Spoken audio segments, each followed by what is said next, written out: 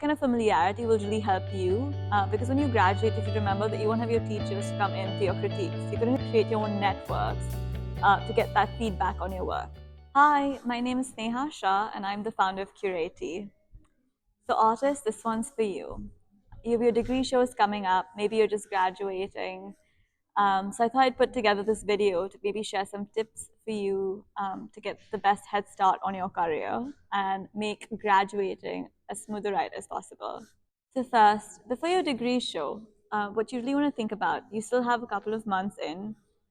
It's this pivotal moment where you've really worked so hard to create this incredible body of work, right? Who do you want to be there to see the pieces and to see you at your most shining moment? I'd really encourage you to really start looking at curators, start reaching out to them on Instagram, maybe even some galleries that you've admired for a while.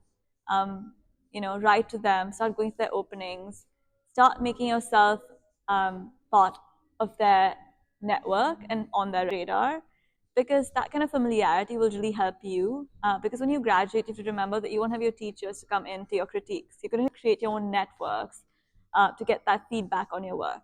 And you want to create a discipline as well, so that when you graduate, the first 3 to 6 months, you periodically have people visiting your studio spaces, so that loneliness doesn't kick in, so that you really feel empowered and motivated through your practice, and you keep getting people to critique the pieces as well. This will also help you because when you want to start selling your work post-graduation, you want to have advisors on your beck and call who can really guide you on pricing, on how to negotiate, when you have other dealers approach you. So it's really important to start building those relationships now. Keep connected with your professors as well. Build that rapport. Maybe there's a professor in your university that doesn't directly teach you, but maybe you admire their practice. Start opening those conversations. Now is the best time for you to do that, especially as you're kind of starting to create those final pieces towards your show. Next, so you've just graduated, right? And you're kind of thinking about now what? So there's some practical things I want you to get aligned first. The first thing is, as an artist, you are a business. You're graduating as an entrepreneur. So it's really important for you to develop that mindset as well. Your product is your artwork. I know it's something that we don't like hearing about in art school. I was an art school kid myself. So these suggestions really come from a place of empathy and knowing. It's really important for you to develop that mindset about money as well, because if you want to build a career as an artist, you do also need to earn a living doing so. So you really need to learn some simple things. So first is getting contracts in place.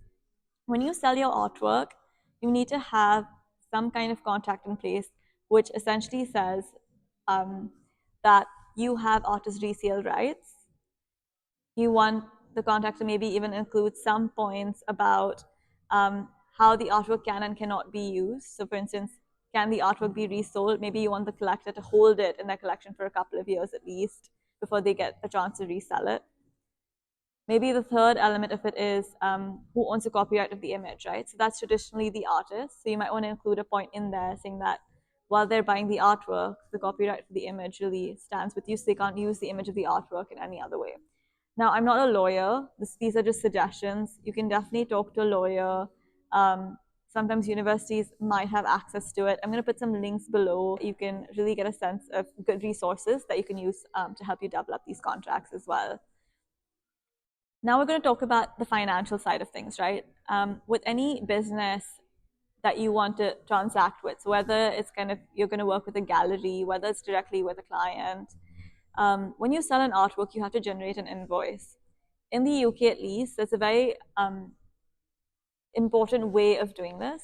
You want to include a lot of information on your billing details. You want to have an entire record of the invoices that you're generating and make sure you mark these up against the artworks, because it's important for you to have a record to know where your artworks are going. So in the future, if you ever want to create a catalog of resume for yourself, or when you become the next Picasso, essentially, you can really have an entire record of exactly which artworks you've created. Always include images on your invoices as well. Again, we're going to include a sample invoice link below, so you can use that as a guide point. But it's really important for you to have this. Build a relationship with an accountant, because at some point, you're going to have to get VAT registered when you're transacting as well. So the accountancy softwares that can help you initially, but most accountants will be happy to have an initial call with you. There's certain artist friendly accountants as well. There's some really cool organizations as well for you to check out. One is An Arts organization. Again, the link is below. You'll find some really helpful resources there. What I love about An Arts is they also have an insurance policy just for artists to protect you as you're making your work as well. And it's a really good community where you'll find a lot of the resources, both for legal support and for accounting support too. Now, kind of moving beyond just the practical side, right? You're now looking at, okay, how do you actually start building these relationships? How do you start showing your work? I really recommend reaching out. First, I would say develop your Instagram persona. Make sure you're constantly updating your Instagram with your artworks as well. Start looking at online platforms where you can show your work, reach out to them. We love accepting portfolios. We conduct monthly portfolio reviews as a team. Sometimes what's really good is when you message certain curators and they'll give you immediate feedback too, and that might be really helpful. In terms of getting shows, there are many different areas in which you can potentially also temporary gallery spaces that do curated shows as well. But these are just some initial tips. Continue to watch, and we'll have a lot more videos coming on, more specifically for showing your work in the next video. These are just some practical tips to get you started. Hopefully it was helpful, and definitely check out the links below and subscribe. Speak soon. Bye for now.